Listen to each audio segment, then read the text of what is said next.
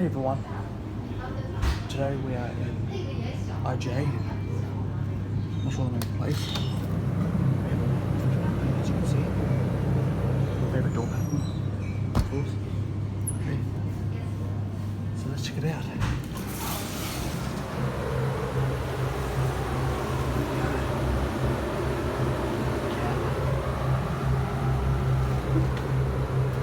Mum, can you close the door for me, please?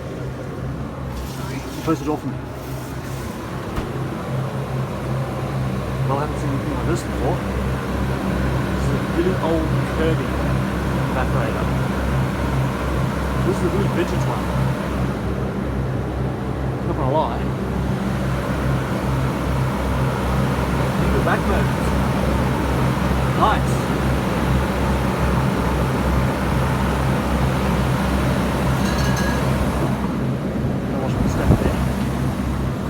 Coil, as you can see.